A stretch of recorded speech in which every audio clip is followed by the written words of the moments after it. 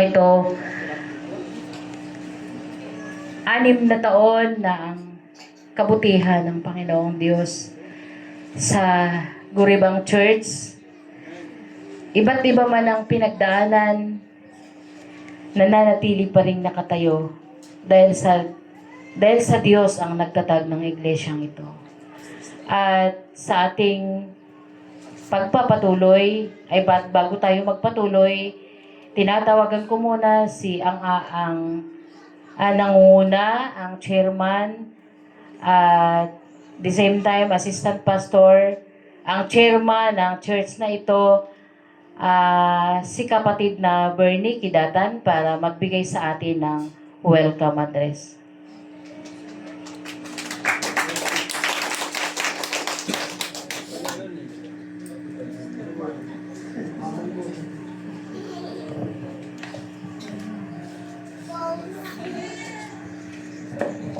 Hallelujah. God is good. And all the time.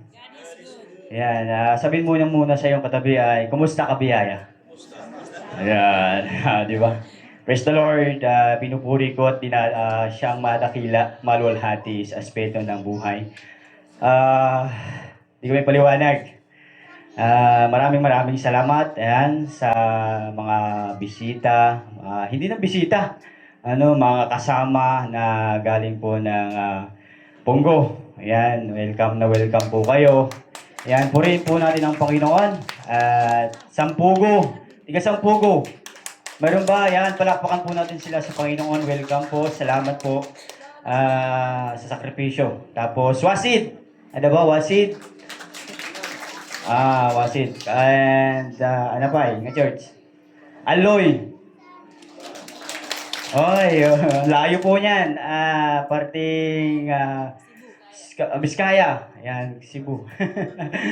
Canada. Ayan, purihin ang Panginoon. Nakarating po sila. At ano pa, lagi niyo pa pastor. Ayan, maraming salamat po. Nagtakderman, lagi niyo pa pastor. Pastor. Ayan, palakpakan natin po sila. Ayan po ang mga magigiting natin mandirigma. Ayan, ang salita ng Panginoon. Yan, tigadiraan. Nagtakderman na ganyan, tigadiraan.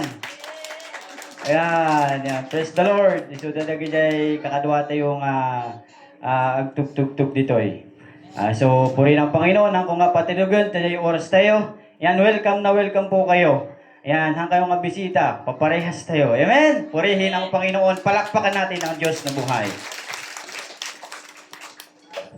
Sige po, maraming salamat sa maalab na pag-welcome sa bawat isa sa atin.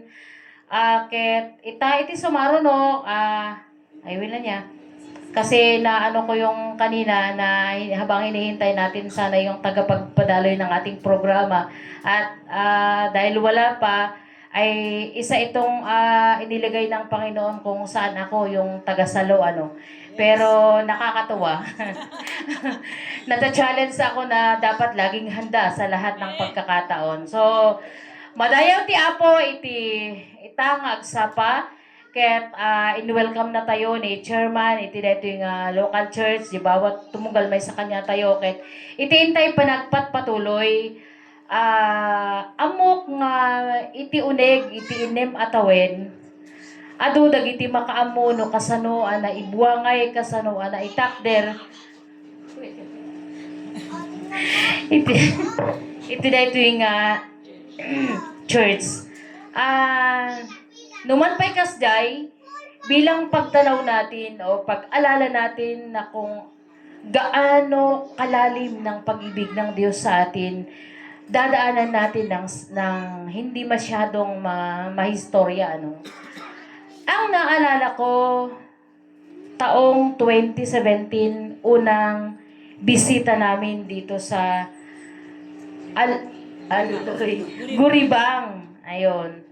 At diyak lang matandaanan di eksakto nga bulan. September din po ba? Ay, September din, ijay. Ang matatandaan ko kasi yung formal na pagsisimula ng ating Bible study, September 8. So, ijay nga dapat kumanga nga an anniversary tayo. Anya, kinaimbag iti Dios. Sa hindi natin inakala, sa hindi natin kinayang inabot ng ating kaisipan ng mga nagdaang taon, iti Dios ket nag-arami iti wagas tapno ti kastakit mabirukan na dagiti tattao, dagiti pinili na nga tattao ditoy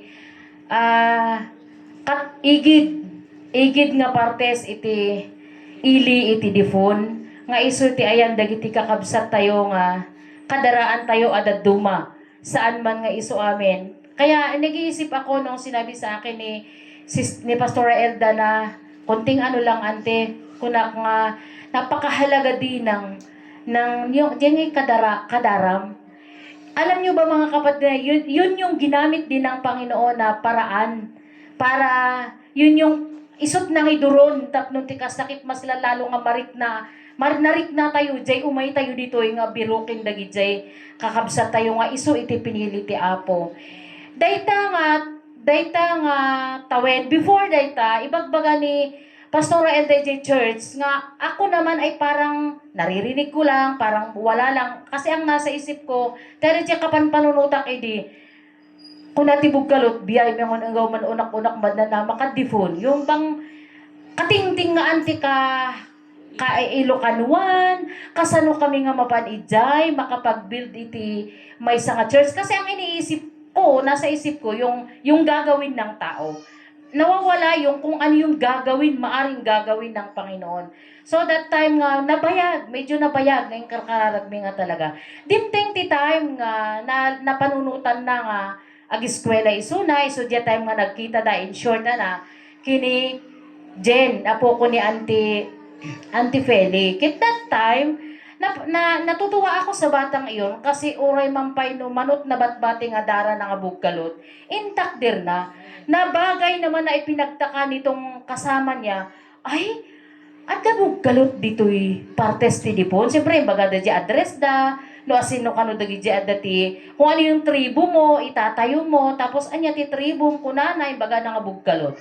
So yun doon sila nagkakilala at ijay mit nga nadaan isuna iti burden nga kayat na nga anti kayat tayo mapanijay makoy isbagbaga na kadagiti kaduami nga papastor ijay kadikitan idi nga ipagpray tayo dayta nagpo-pray kami pero parang hindi namin amunos jay targetin no kasano pero yung panalangin natin so di ako na di may isang pastor hindi ko makalimutan kararag ka nga kararag makamuni Apo Dios nga mangsungbat dayta. Di wagas na isu iti makitam. Yung paraan ng Panginoon na hindi natin kayang maunawaan minsan. And dumating yung time na nagbisita kami dito, diyan Auntie Feli first isu adjay pinaayaban mi adjay may isa nga puro nga bugkalot ditoy nga bakit.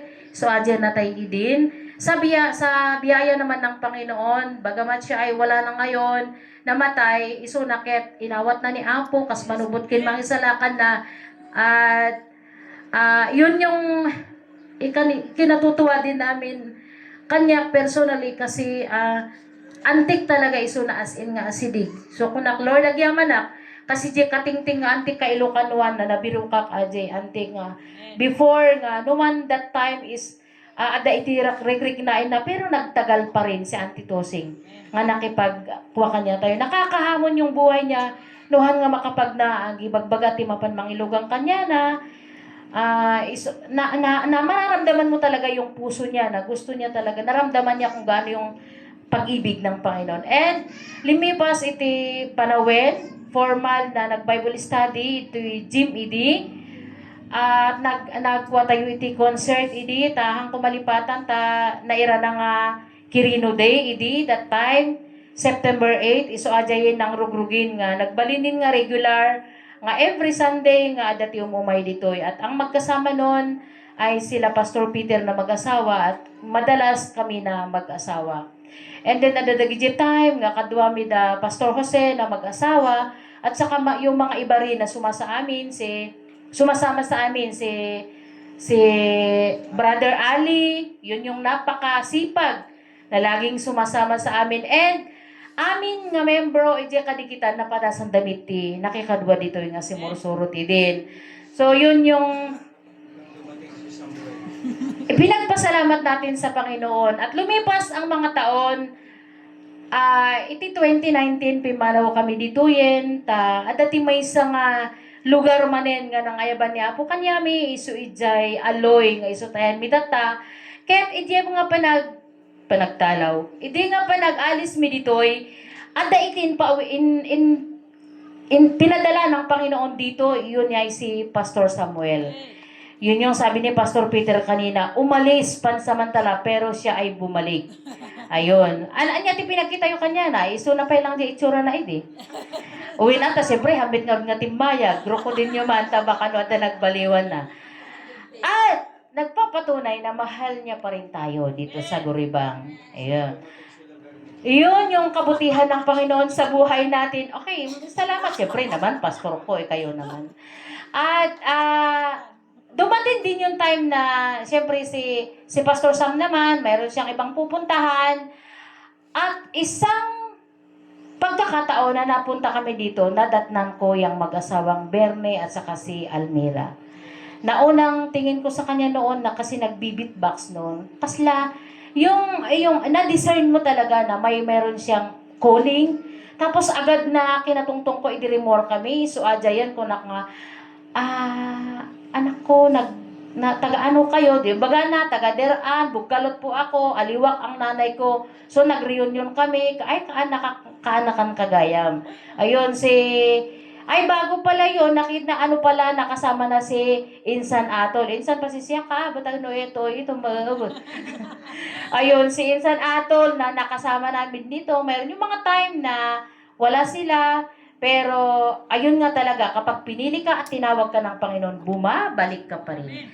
Yun at sa biyaya at kapangyarihan ng Panginoon, yun na sila Pastor Bernie na mag-asawa, sila yung tekong ko namin garog kinilakay, nga imbag pa'y da Peter kini Elda, agyaman da ni Berne kini bakit na nga yung inaasahan nila doon. So yun yung ginagawa ng Panginoon sa buhay natin, yung kanyang gawain, yung gawain ng Panginoon. Minsan nawawala yung manggagawa pero yung gawain nandoon pa rin. At laging may nakahanda na ikabkabil ni Apo Diyos. And dimting ti panawin met nga nag-graduate dagi jay Bible School student, ijay Bible School tayo jay Pongo, nga isursurwan dagitoy, Pastor Jolly, Pastor Peter, in tulod da ditoy da Leyame kene Victoria. Ayun. So, si Leyame ay mayroon siyang pinuntahan pansamantala. Di natin alam, nag-eskwela isuna, na hindi natin alam, darating yung panahon na babalik din siya dito pagkatapos. At si Victoria naman yung nandito sa inyo na nanatili. Ket, agyaman tayo ito Diyos, tahan tayo amo no kasano jay, no kasano tayo nga maipicture, no kasano tayo nga maikwento, jay inaramid namit na nagkaroon tayo ng lote. Siyempre, unang-una yung lote. Yung mga tao na ginamit niya na hindi natin kakilala, na may puso na tumulong sa gawain sa Panginoon, na sila yung ginamit niya para magkaroon sa atin dito. Alam ko na karamihan din sa atin dito na nagbigay, nagdesisyon na magbigay ng tulong para maitayo ang building na to, mula sa lote, sa building. At alam ko na gagamitin pa rin tayo ng Panginoon para sa patuloy na panaglipas iti dayto yung church building tayo dito'y Guribang. Ket amok nga ingga nga noan niya pa iti pagbalinan na atoy, noan niya iti pagayatan ti Apo, siyempre pag napupuno na tayo. Alam ko na tayo pa rin at marami pa rin gagamitin ang Panginoon. Ket kuna iti panaglipas ti panagibagak tatay una nagpaiso ko na nga parang dumadating minsan yung madi-discourage ka sa mga nararanasan sa buhay, pero salamat sa Panginoon, patuloy na nagkakaloob siya ng katatagan ng loob. No iso ni Apo Dios iti rason iti amin nga aramidim, oray anyaman ti padteng mo iti biag agtultuloy kalanta. Oray no maminsan mismo ko na nangaro jay pagdadalan mi jay New Testament dun sa last na namin na minsan ang family, minsan ang estado ng buhay ang kumbaga mang abala kanyam jay patuloy nga panag-angat mo at saka yung patuloy na paglapit mo, patuloy na pamumuhay mo na kasama ang Diyos. Pero salamat sa Diyos sa kanyang patuloy na paggabay. Salamat iti Diyos ta kanayon nga dadita abay. Ket salamat iti Diyos iti amin nga baligi nga impaay na kanya tayo. Ket itangal daw na abot tayo actually nung September sana di maikainem nga tawin. Panunutin tayo lagi pen tayo di inem nga tawin nga naadaan tayo iti baligi iti Guribang Church. Palakpakan tayo man iti nakapigpig sa iti Dios. Ket madayaw isuna. Ket iti intay panagtultuloy itig kun iti